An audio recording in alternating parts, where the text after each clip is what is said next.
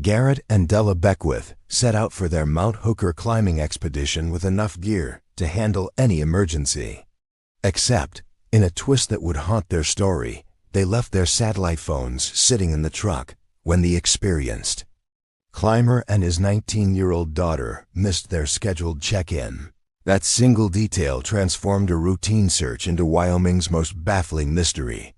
11 years later, two climbers stumbled upon their camp, suspended on a cliff face, where the horrifying contents of a single sleeping bag would send investigators into a desperate new search for answers.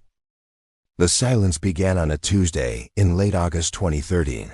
It wasn't a sudden, alarming quiet, but a slow creeping one that seeped into the corners of the Beckwith family home in Wyoming.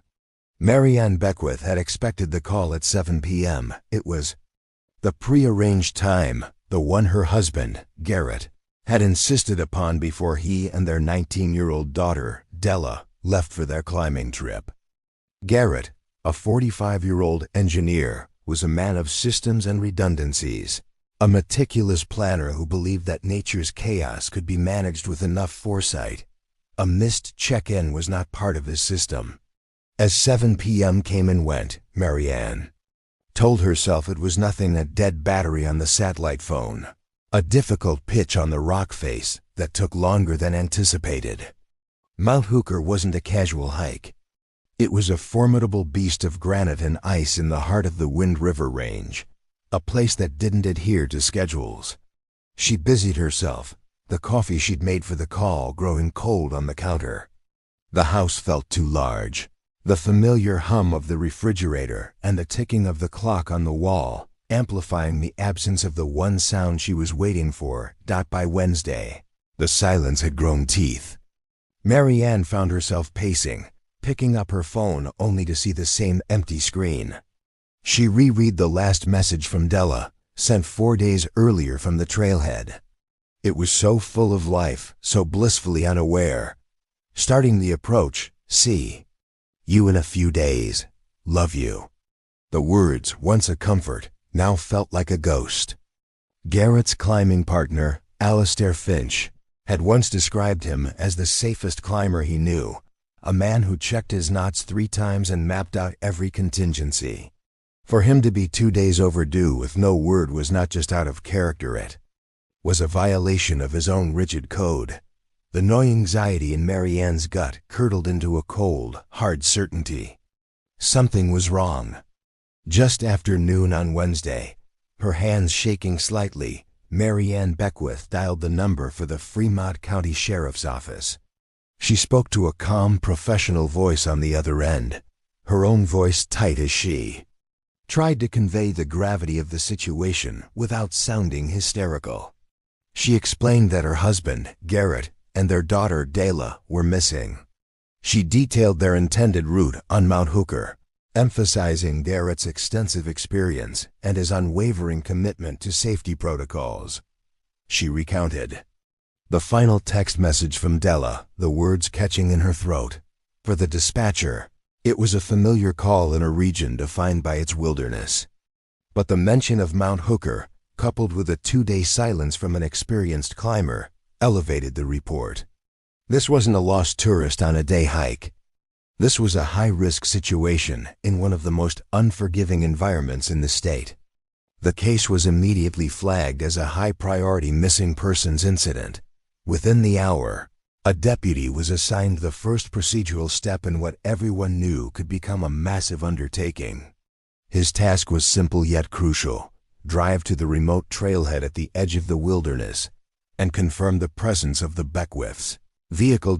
As the deputy's patrol car kicked up dust on the long, unpaved road leading into the mountains, he was driving toward the first piece of a puzzle that would confound investigators for more than a decade. The search for Garrett and Dela Beckwith had officially begun. The drive to the Big Sandy trailhead was a long, rattling journey into isolation. Deputy Miles Corbin of the Fremont County Sheriff's Office felt the last vestiges of civilization fall away with every mile his patrol car chewed up on the washboard dirt road. The pristine blue sky of Lander gave way to a wider, more imposing canopy, framed by the jagged teeth of the Wind River Range rising in the distance. This was a place that didn't just feel empty, it felt ancient and indifferent. He'd been on calls like this before, but there was a weight to this one, a sense of foreboding that settled in his gut. Marianne Beckwith's voice on the phone had been strained with a control that was somehow more alarming than outright panic. She had described her husband Garrett not as a man who could get lost, but as a man for whom getting lost was a logical impossibility. Corbin's tires crunched over the gravel of the trailhead parking lot, a sparse clearing carved out of the pine and aspen forest. There were only a handful of vehicles scattered about. He scanned the lot, his eyes landing on a dark green Ford F-150, its color muted by a thick film of dust and pine pollen. It matched the description. He parked his cruiser and stepped out, the air immediately thinner, cooler. The truck sat silently, looking as if it had been abandoned for weeks. A fine layer of yellow aspen leaves had begun to collect in the groove where the windshield met the hood. It looked exactly as it should, a vehicle left by people who had walked into the wilderness and had not yet walked out. He ran the plate. It came back registered to Garrett Beckwith. Corbin began his routine inspection, peering through the windows. The cab was tidy, almost Spartan. A few stray maps lay on the passenger seat, along with a well-worn guidebook to the Wind River Range. There were no signs of a struggle, no broken glass, nothing to suggest a frantic departure or a violent encounter. It was perfectly, unnervingly normal. He tried the door handle unlocked. That wasn't unusual out here. Most people felt safer leaving their cars unlocked than risking a broken window for the few non-valuables left inside. Corbin opened the driver's side door and leaned in. The faint scent of stale coffee and pine air freshener hit him. He was looking for a note, a revised itinerary, anything that might offer a clue. His eyes scanned the dash, the center console, and then moved to the glove compartment. He popped it open. Inside, nestled between the vehicle's registration and an owner's manual, lay two sleek black devices. They were satellite phones. For a moment, the significance didn't register. Then, a cold wave washed over him.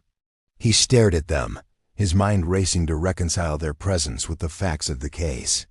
These were the lifeline, the one piece of technology that transcended the range's notorious lack of cell service. For a man described as a safety fanatic, a meticulous planner undertaking one of the most serious climbs of his life with his daughter, leaving them behind was unthinkable. It wasn't just an oversight, it was a catastrophic error, a decision so fundamentally at odds with the man Marianne Beckwith had described that it threw the entire narrative into chaos. He carefully picked one up. The screen lit up instantly, displaying a full battery. The other was the same. They hadn't been forgotten because they were dead. They had simply been left behind. Corbin keyed his radio, his voice flat, betraying none of the shock he felt. He reported the vehicle found and relayed the discovery of the phones. The calm response from dispatch did little to quell the unease. This single detail shifted the entire axis of the investigation. The prevailing theory of a simple climbing accident, a fall, an injury, now seemed insufficient. This was something else. This was a mystery that began not on the treacherous slopes of Mount Hooker, but right here in the quiet, dusty cab of this truck. Within hours, the trailhead transformed into a bustling command post. Fremont County search and rescue trucks rolled in, followed by vehicles carrying volunteers and equipment. Maps were spread across the hoods of pickups, the immense topography of Mount Hooker and its surrounding peaks reduced to a dizzying web of contour lines. The SAR commander, a man with a face weathered by decades of high-altitude operations, drew a massive search grid, his marker tracing the probable and possible routes the Beckwiths might have taken. The mood was professional and urgent, but an undercurrent of pessimism was already present. Everyone there knew the odds. The Wind River Range was a place that could swallow people whole, leaving not so much as a shoelace behind. The first flights began that afternoon. A search helicopter lifted off, its rotors beating a rhythmic thud against the vast mountain silence. From the air, the scale of the challenge was breathtakingly clear. Mount Hooker wasn't a single peak, but a complex massif of granite walls, sheer couloirs, and shadowed cirques that stretched for miles. The helicopter seemed like a tiny insect against the colossal rock faces. The spotters inside scanned the endless gray and white expanse, looking for a flash of color, a jacket, a tent, a piece of gear, anything that didn't belong. They saw nothing. By the second day, the search had intensified, but the mountain remained silent. Ground teams composed of highly fit R members hiked the established trails, shouting Garrett's and Dela's names into the wind, their calls swallowed by the immensity of the canyons. They found nothing. Then the weather turned. The crisp, blue sky of early autumn bruised to a dark, ominous gray. The temperature plummeted, and a biting wind began to howl down from the high peaks. What started as a cold rain quickly turned to sleet, then snow. The storm, arriving a few weeks earlier than usual, was a brutal physical blow to the search effort. The helicopter was grounded indefinitely. The treacherous slick rock became a death trap for the ground teams, forcing the SAR commander to make the difficult decision to pull them back. The official search was paralyzed. As the official effort stalled, an unofficial one began. Garrett's old climbing partner, Alistair Finch, arrived at the command post. He was a wiry man in his late 40s, with the quiet intensity of someone who had spent a lifetime in serious environments. He listened to the SAR commander's report, his gaze fixed on the map, his expression grim. He knew, as the officials did, that the standard search protocols might not be enough. Garrett was an artist on rock, and he was known to be drawn to obscure, challenging lines that wouldn't appear in any guidebook. Alistair made a few calls. Within a day, a small elite group of local climbers had assembled. They were not SAR certified, but they were experts in this specific terrain. They brought their own ropes, their own gear, and an intimate, intuitive knowledge of the mountain that no map could provide. While the official teams had focused on the probable, Alistair's group focused on the improbable. They pored over Garrett's old climbing journals, which Marianne had brought them, looking for notes or aspirations. They targeted unlisted routes, technically demanding faces, and remote walls that the official search had deemed too low probability. For days they pushed themselves to the limits, climbing in the biting cold, their hope dwindling with each empty ledge and silent cliff face. They, too, found nothing. After 10 days, the official announcement came. With no new leads, no sign of the Beckwiths, and with winter conditions rapidly setting in, the full-scale search operation was being suspended. It would be scaled back to a limited, reactive status. The command post was dismantled. The trucks rolled away, leaving the trailhead parking lot nearly empty once more. Alistair's team, exhausted and defeated, packed their gear in silence. The mountain had won. The case of Garrett and Dela Beckwith, once a frantic rescue operation, now settled into the cold, quiet stillness of a long-term missing persons file. The wilderness had reclaimed its silence, leaving behind only the haunting, inexplicable image of 2 satellite phones sitting fully charged in the glove compartment of a dusty green truck. The years that followed the suspension of the search did not pass gently. They moved with a slow, grinding friction, eroding hope and calcifying grief. For Marianne Beckwith, time became a flat circle, each day a repetition of the one before, anchored to the same profound absence.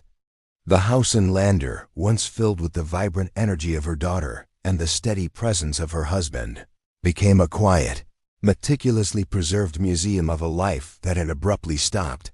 Dela's room remained untouched, her posters on the wall, a stack of books on her knitstand. Garrett's workshop in the garage was a silent testament to his orderly mine tools hanging on their designated hooks. a half-finished project clamped to his workbench. To move anything felt like a betrayal, an admission that they were never coming back. A concession Marianne was not yet willing to make in the wider community.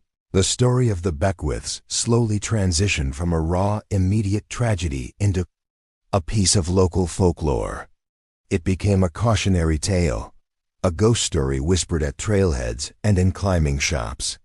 New climbers in the Wind River Range would be told of the expert father and his talented daughter who walked into the mountains and simply vanished, leaving behind only their truck and 2 perfectly good satellite phones.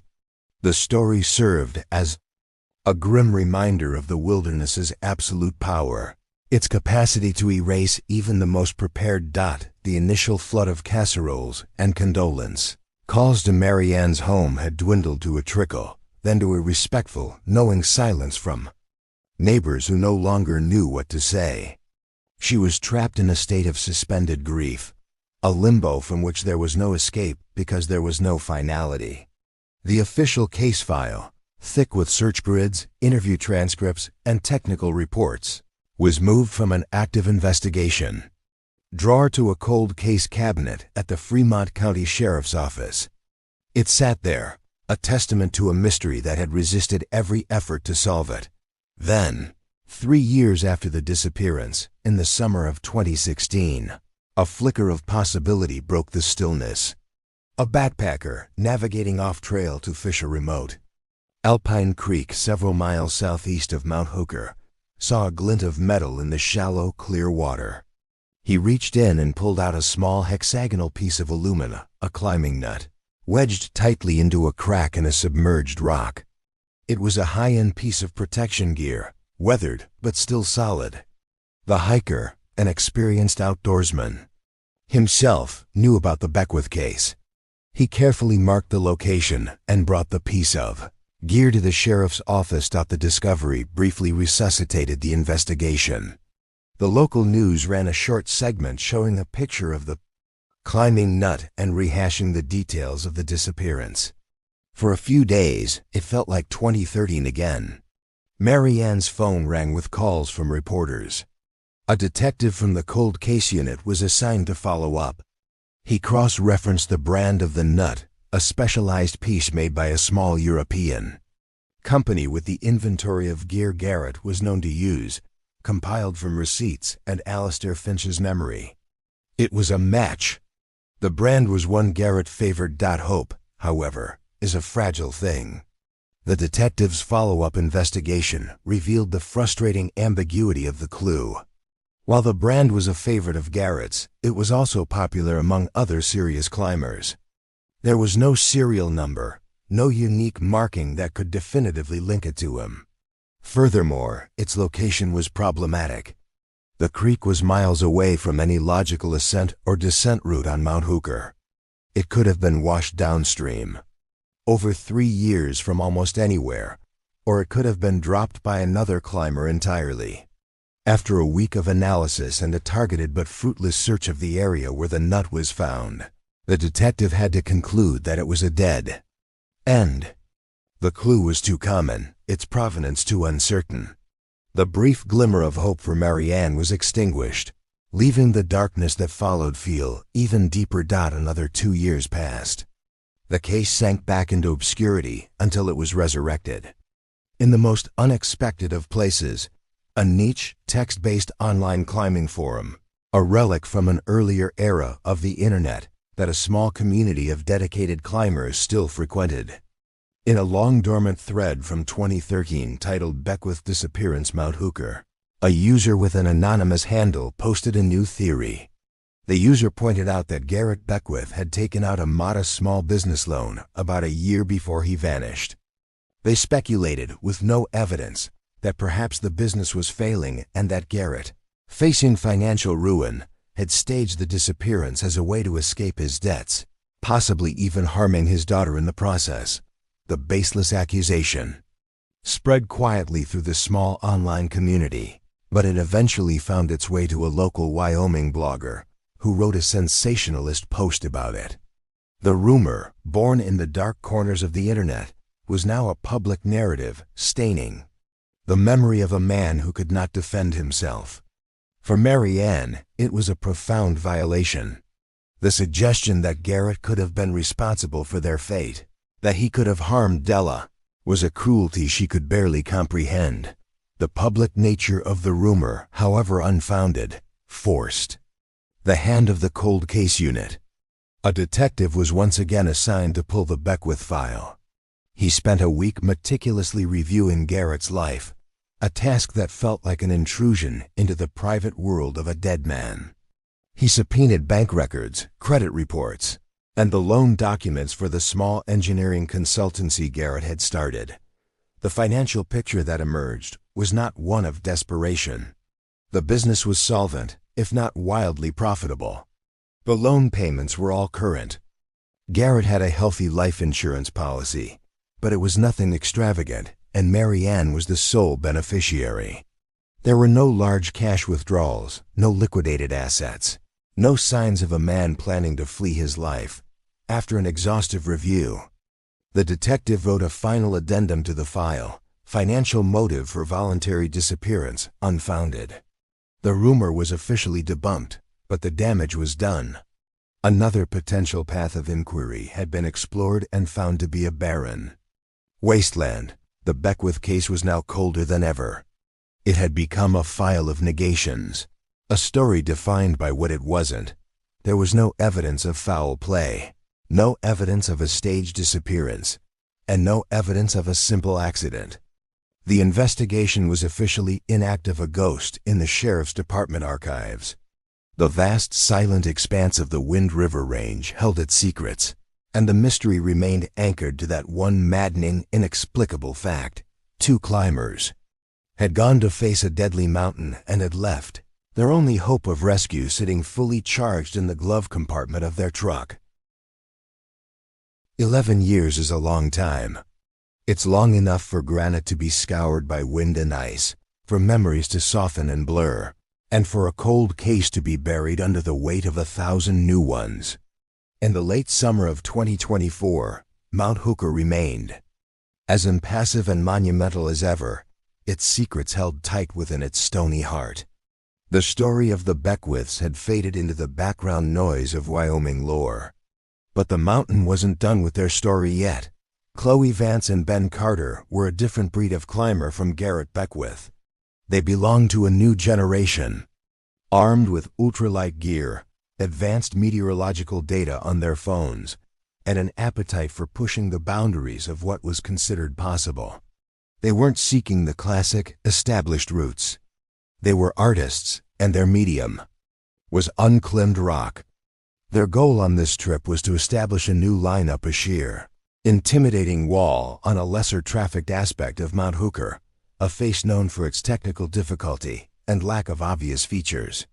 It was the kind of project that offered no fame outside their small dedicated community, only the pure satisfaction of drawing a new line on the map. For 2 days, they had been immersed in the vertical world. Their lives were reduced to a rhythm of movement and stillness, the scrape of metal on rock, the rasp of their own breathing in the thin air, the quiet communication of rope tugs, and the shared, unspoken understanding of two people whose lives depended on one another. The climbing was hard, more demanding than they had anticipated. By late afternoon on their 3rd day, with the sun beginning its slow descent toward the western horizon, they were physically spent and looking for a place to set up their portal edge for the night. It was Ben who saw it first. He was leading the pitch, his body pressed against the cold granite, searching for the next hold. He paused, squinting. About 50 feet to his left and slightly above him was a glint of metal. It was a bolt hanger, rusted but unmistakable, drilled into the rock. It was old. He called down to Chloe, his voice slightly muffled by the wind. He had found a bolt. Chloe, anchored below, scanned the wall. It made no sense. This face was supposed to be virgin territory. They had researched it for months, and there were no records of any previous attempts, successful or otherwise. Ben kept climbing, and a few minutes later, he called down again. He'd found another one, and another. They formed a clear line. A traverse leading toward a small, shadowed alcove, a slight indentation in the massive wall. It wasn't a logical ascent line. It looked more like an escape route, a place someone might go to get out of a storm.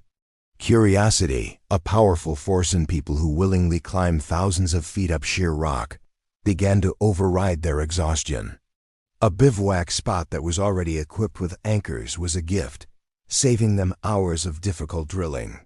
They decided to investigate. The traverse was delicate and exposed, requiring their full concentration. With each move, the sense of mystery deepened. The bolts were old, the steel hangers rusted a deep, angry orange. The nylon webbing on one of them was bleached white and frayed by years of UV exposure. Whoever had put these here had done so a very, very long time ago. As they neared the alcove, the object of the traverse came into view. It wasn't just a natural ledge. Suspended from a complex web of aging straps and anchored to the rock was a portaledge.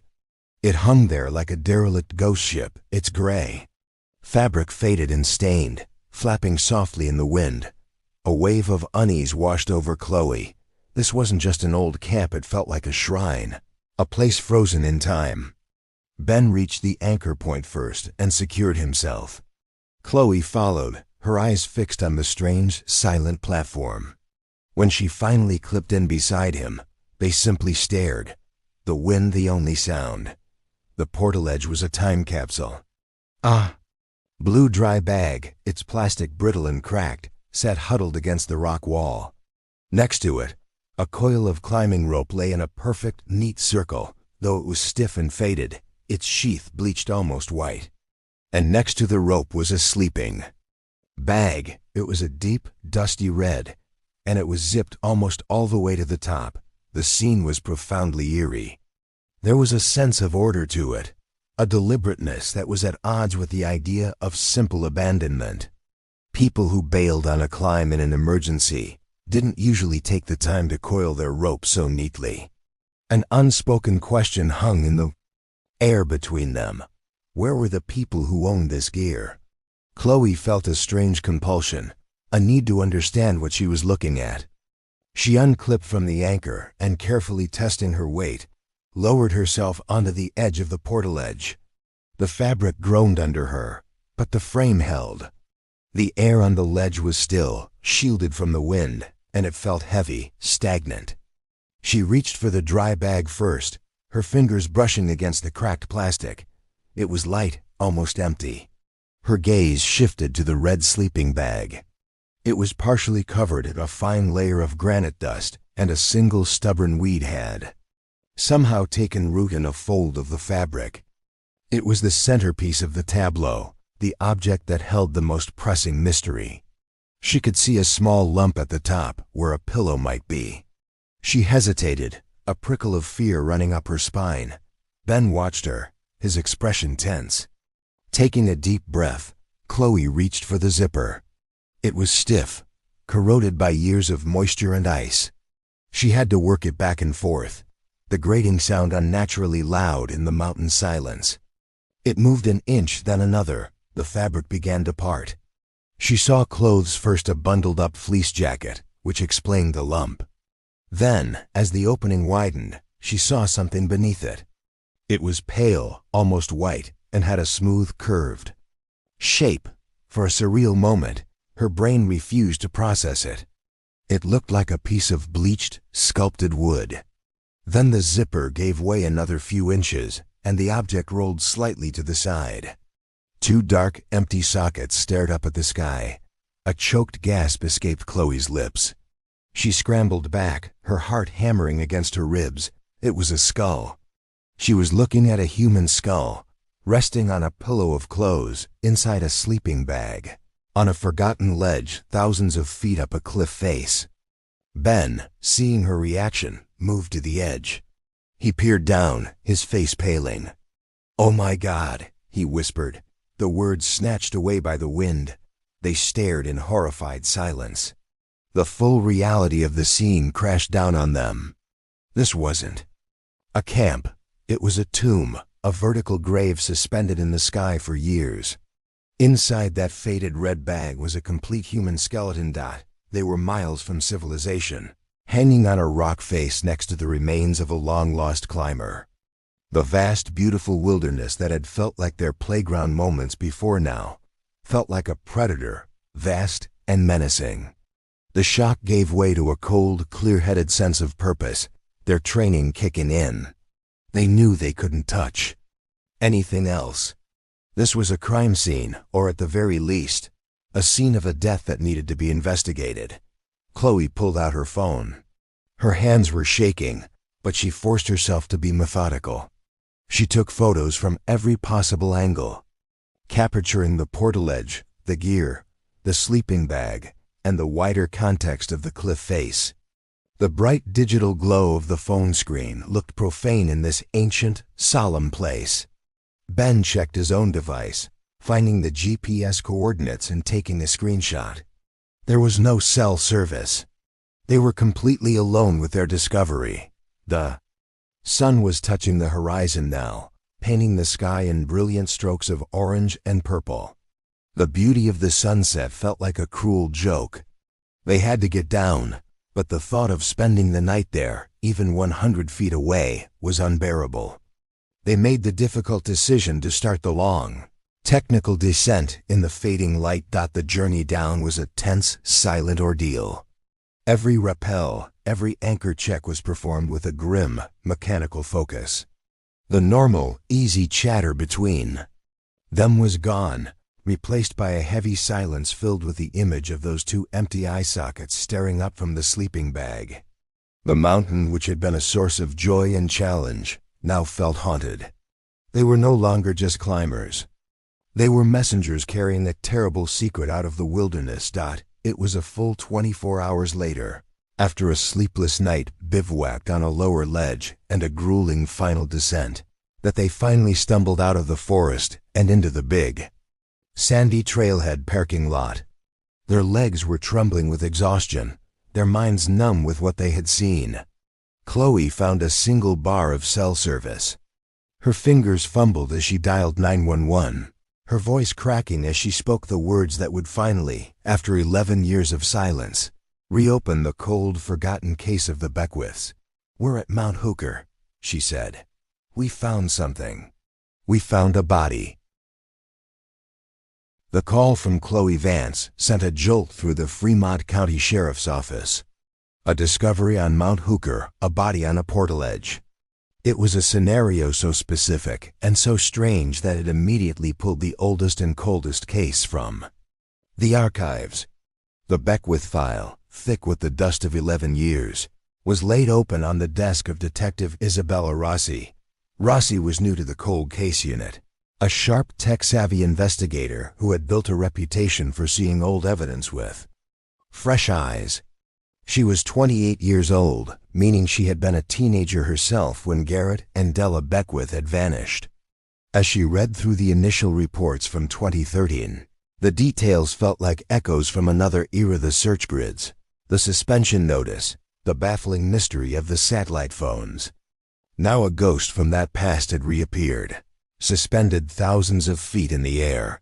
The first challenge was immediate and immense: the location. This wasn't a crime scene that could be cordoned off with yellow tape. It was a vertical crime scene, a logistical nightmare accessible only to a handful of people in the world. Detective Rossi stood before a massive, high-resolution satellite image of Mount Hooker, with Chloe Vance and Ben Carter pointing to a tiny pixelated speck on a sheer granite wall. The operation to process the scene would require a level of collaboration and expertise rarely seen. Rossi assembled a specialized team, a forensic anthropologist from the State University, a senior crime scene technician, and most crucially, 2 members of the elite Jenny Lake Search and Rescue Team from Grand Teton National Park, who were among the best high-altitude recovery specialists in the country. The operation began 2 days later under a clear, unforgiving sky. A helicopter served as the mobile command center, its rotors beating a steady rhythm against the mountain silence. The first task was reconnaissance. Detective Rossi and the forensic anthropologist, Dr. Aris Thorne, circled the site from the air. The portaledge, a tiny, fragile-looking platform against the overwhelming scale of the rock, came into view. Through binoculars, Rossi could see the scene just as Chloe had described it. The faded gray fabric, the coil of rope, the ominous red sleeping bag. It was a place that had been locked away from the world, preserved by its own inaccessibility. The recovery itself was a painstaking, multi-day process. The two SAR climbers were the first on the wall, establishing a new, secure set of ropes and anchors above the site. From this station, they could rappel down to the portaledge, acting as the hands and eyes for the investigative team. Every action was relayed via radio to Detective Rossi and Dr. Thorne, who were observing from a temporary base camp established on a wider, more stable ledge several hundred feet below. The first priority was to document everything in situ. Climbers, wearing body cameras, moved with a surgeon's precision. They photographed the portaledge from every angle. They took close-ups of the knots, the webbing, the way the gear was arranged. The crime scene technician, watching the live feed, directed them, asking them to measure the distance between objects, to check for any non-climbing related items, to look for anything that seemed out of place. The inventory of the gear was the first set of clues. The brand names and models of the carabiners, the cams, and the ropes were meticulously logged. A quick cross-reference with the 2013 case file confirmed it. This was the equipment of Garrett and Dela Beckwith. One item was conspicuously absent, Garrett's personal climbing harness. Dela's was there, bundled with some other gear, but his was gone. It was a significant detail, suggesting he had left the ledge wearing it. Next, they turned their attention to the red sleeping bag. The climbers noted something that Chloe and Ben had missed in their shock. The bag was not just lying on the platform. It was deliberately and securely fastened to the portaledge frame, with two short lengths of accessory cord, tied with a climber's knot. This was a conscious act. It wasn't a temporary arrangement. It was designed to ensure the sleeping bag and its occupant would not be dislodged by the ferocious winds that regularly swept the cliff face. It was an act of care, of preservation. With documentation complete, the most delicate phase began, the recovery of the remains. Dr. Thorne guided the climbers via radio through the process. The skeleton, bleached clean by 11 years of sun and wind, was incredibly fragile. The climbers carefully cut the webbing, securing the sleeping bag, then gently maneuvered the entire bag into a specialized, rigid recovery container they had lowered from above. The blue dry bag and the coiled rope were collected separately. The entire portaledge was then painstakingly dismantled, each strap and pole labeled and packaged. Finally, the helicopter executed a series of breathtaking long-line lifts, airlifting the precious evidence from the cliff face to a staging area in the valley below. Back in the controlled environment of the State Crime Lab, the investigation continued. The contents of the blue dry bag were examined: a water filter, a small first aid kit that was nearly empty, and several empty freeze-dried meal packets. There was no journal, no note, no final message left behind. The focus then turned to the remains. Dr. Thorne began his methodical examination. Dental records were flown in from the Beckwith's family dentist. Within hours, he had a positive identification. The skeleton found on the portaledge was that of 19-year-old Dela Beckwith. As Dr. Thorne continued his work, he made the discovery that would finally provide a concrete explanation for the scene. On the ledge, while examining the lower leg bones, he found it: a severe, complex fracture of the right tibia. The break was catastrophic, a spiral fracture with evidence of significant displacement. He explained to Detective Rossi that such an injury would have been excruciatingly painful and completely immobilizing. There was no way Dela could have put any weight on that leg, let alone perform the complex athletic movements required to descend a technical rock face. She had been trapped. The evidence now painted a clear, heartbreaking picture. Dela had suffered a terrible accident, a fall that shattered her leg. Garrett, her experienced father, had done everything he could. He had established a secure camp on the most protected ledge he could find. He had placed his injured daughter in the sleeping bag, secured her to the platform to keep her safe, and left her with their remaining supplies. Then, with his own harness on, he had left, presumably to undertake a desperate solo mission to get help. The scene on the portal edge was not a crime scene in the traditional sense. It was the epicenter of a tragedy. It answered the question of what had happened to Dela, but in doing so, it deepened the mystery of her father. Where did Garrett go? He had walked off that ledge into the vast, unforgiving wilderness and vanished as completely as if he had stepped into the sky itself. The investigation had found one of the Beckwiths, but now it had to start a new search for the other. With the fate of Dela Beckwith now understood, the focus of the investigation shifted entirely to her father.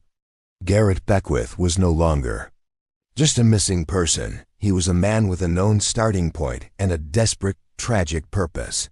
Detective Rossi convened a meeting with the SAR team and Alistair Finch, Garrett's old climbing partner, who had flown in as soon as he heard the news. They stood around a massive, high-resolution topographical map spread across a table, the portal edge site marked with a single red pin. The question was no longer where they were, but where one of them had gone. He would have tried the most. Direct route down, Alistair said, his finger tracing a series of steep gullies and ledges on the map directly below the pin. He was against the clock. Dela's injury, the weather. He wouldn't have been thinking about a safe, easy descent. He would have been thinking about speed. Based on this expert insight, Rossi authorized a new, highly targeted search. This wasn't the vast grid-based operation of 2013. This was a forensic search focused on the logical and likely treacherous path a lone climber would take in a life-or-death situation. The team, again composed of elite AR climbers, began their work at the empty portal edge anchors and started rappelling down, their eyes scanning every crack and ledge for any sign that a man had passed that way 11 years before. For 2 days, they found nothing. The rock was clean, wiped by a decade of storms. Then, on the 3rd day, a searcher made a find. About 500 feet directly below the camp, tucked away in a narrow, water-streaked gully, he found a single rust-pitted climbing anchor, a piton, hammered deep into a hairline crack. It was an old-style piece of gear, the kind a climber would use only when no other form of protection was available. It matched the vintage of the gear recovered from the portal edge. A wave of excitement went through the command post. This was it. This was Garrett's path. He had been here. The piton marked his descent. Hope soared that he would be found nearby, perhaps at the base of a difficult rappel. The search team redoubled their efforts, meticulously scouring the gully and the scree fields below it. They spent another full day combing the area, their optimism slowly draining away with the setting sun. The piton led nowhere. It was a single, isolated clue in a sea of granite. Beyond it, there was no other sign of his passage. No dropped carabiner, no shredded piece of clothing, nothing. It was another frustrating dead end, a single sentence in a story with the final page torn out. The official search was once again called off. The mystery of Garrett's final moments still locked away by the mountain. Months passed. The case file on Garrett Beckwith remained open but inactive. Detective Rossi had exhausted all her leads. It seemed the mountain would keep its final secret. The breakthrough, when it came, was entirely accidental. It had nothing to do with the official investigation. Several months later, a wildlife biologist from the University of Wyoming was conducting a study on the migratory patterns of bighorn sheep in the Wind River Range. The project involved using a high-resolution drone to survey remote, inaccessible basins that were prime sheep habitat. One afternoon, while piloting the drone from miles away, he was guiding it over a rugged, bowl-shaped basin several miles east of Mount Hooker, a desolate, Cliff-bound area with no trails and no logical reason for a person to ever go there. That is. He scanned the live footage on his monitor. A flash of unnatural color caught his eye. It was a tiny speck of faded blue against the gray and brown of the rocky terrain. He maneuvered the drone closer, lowering its altitude. The image resolved into tattered shreds of fabric, snagged on a thorny bush at the base of a high, sheer cliff. Panning the camera, he saw something else scattered among the rocks nearby, pale white objects that looked disturbingly like bones. He knew the stories. He knew about the Beckwith case. He carefully saved the drone's GPS data and flight logs, and immediately contacted the Fremont County Sheriff's Office. Detective Rossi felt a familiar surge of adrenaline. She dispatched a team, including herself and Dr. Iris Thorne, via helicopter to the coordinates provided by the biologist. Landing nearby was impossible, so the team had to be lowered by long line into the basin. The moment their boots hit the ground, they knew the basin was a natural trap, surrounded on three sides by unclimbable cliffs. The scene was grim. 11 years of harsh weather and animal activity had taken their toll. The remains were scattered, fragmented. The tattered blue fabric was from a windbreaker, its material rotten and weak. Dr. Thorne began the slow, somber work of recovery. It was immediately clear that a full DNA identification from the degraded bone fragments would be difficult, if not impossible. The remains were, however, consistent with those of an adult male of Garrett's height and build. For a moment, it seemed that a definitive link might elude them, leaving Garrett's fate in a state of perpetual uncertainty. Then, a member of the recovery team, sifting through the soil near where the largest bone fragments were found, saw a glint of metal. It wasn't climbing gear. He carefully brushed away the dirt to reveal a small, uniquely shaped titanium plate, the kind used in maxillofacial surgery. It was bent and scratched, but intact. Detective Rossi felt her heart quicken. She remembered a detail from her initial review of the case file, a line in Beckwith's original interview. She had mentioned that Garrett had shattered his jaw in a cycling accident about 15 years prior and had required extensive surgery. Rossi made a call. Within hours, Garrett's old dental and surgical records were being faxed to the state medical examiner's office. They included detailed diagrams and specifications of the titanium plate that had been used to reconstruct his jaw. The next afternoon, the confirmation came. The plate found in the remote basin was a perfect match. There was no doubt.